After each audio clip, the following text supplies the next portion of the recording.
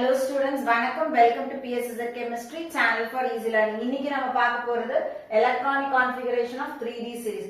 So இது எப்படி சிம்பிளா நம்ம அந்த 10 எலிமெண்ட்டுக்கான electronic configuration ஞாபகம் வச்சுக்கிறது அப்படின்றத நம்ம இதுக்கு முன்னாடி 2-3 ஷார்ட்ஸ் இதே மாதிரி electronic configuration எப்படி சிம்பிளா ஞாபகம் வச்சுக்கிறதுன்னு போட்டிருக்கோம். இது மறுபடியும் வேற ஒரு மெத்தட் கொடுத்திருக்கோம். So 3D series la பார்த்தோம்னா அதோட general electronic configuration 3D 1 to 10 4s 1 to 2. So d orbitals la மொத்தம் 10 orbital இருக்கும். So ஒரு orbital ஒரு எலக்ட்ரான்னா அதனால 1 to 10 நமக்கு மொத்தம் 10 elements இருக்க போகுது. Penultimate shell 4s orbital. இதுல s ல maximum 2. So exceptional case வர்ற இடத்துல என்ன ஆகும் அப்படினா s க்கு ஒரு எலக்ட்ரான் கொடுக்க போறோம். அதனால general configuration 3d 1 to 10 4s 1 to 2. இப்போ நமக்கு 10 எலிமெண்ட் தெரியும். Scandium, titanium, vanadium, chromium, manganese, iron, cobalt, nickel, copper, zinc. எப்படி இந்த கான்ஃபிகரேஷன் நம்ம ஞாபகம் வச்சுக்கிறதுன்னு பாப்போம்.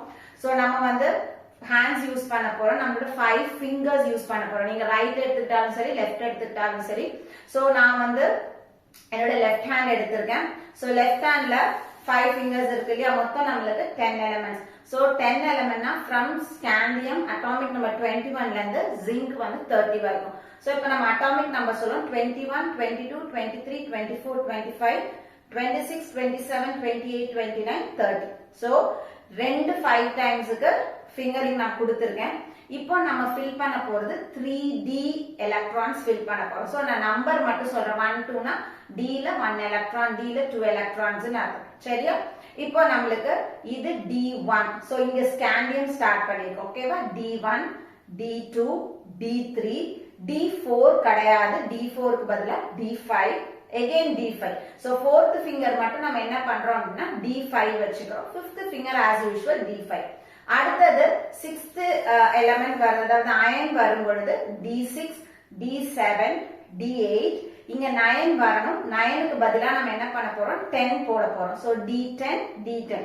அப்போ நான் மறுபடியும் நம்பரிங் சொல்றேன். 1 2 3 5 5 6 7 8 10 10. இது D கான எலக்ட்ரான் ஃபில்லப். இப்போ S க்கு வரும். சோ S பார்த்தோம் அப்படினா 1 to 21 to, அதாவது first finger to last finger 21 atomic நம்பர்ல இருந்து 30 ஜிங்க் வரைக்கும் எல்லாமே S ல 2 எலக்ட்ரான்ஸ் இருக்க போது எக்ஸெப்ட் 2 எலிமெண்ட். நம்ம fourth ஃபிங்கர் எடுத்திருக்கோம். இந்த fourth ஃபிங்கருக்கு நம்ம என்ன பண்ணிருப்போம் அப்படினா இங்க இருந்து வரும்போது குரோமியம் D5 கொடுத்திருப்போம். செகண்ட் ஸ்லாட்ல வரும் பொழுது D10 கொடுத்திருப்போம் காப்பர். இந்த fourth ஃபிங்கருக்கு வர எலிமெண்ட் மட்டும் S1 கொடுக்க போறோம். சரியா? சோ மீதி எல்லாமே என்ன இருக்கும் அப்படினா 2. இப்போ நான் கம்ப்ளீட் கான்ஃபிகரேஷன் உங்களுக்கு ஃபிங்கர்ஸ் யூஸ் பண்ணி சொல்றேன். So first element scandium 3d1 4s2. நீங்க அப்படியே ஒண்ணு ஏத்திக்கிட்டே வர வேண்டாம். Titanium 3d2 4s2, வனாடியம் 3d3 4s2. So fourth finger வந்துச்சு. Chromium 3d5 4s1. அடுத்தது மாங்கனீஸ் 3d5 4s2. அடுத்தது அயன் 3d6 4s2. அடுத்தது கோபால்ட் 3d7 4s2.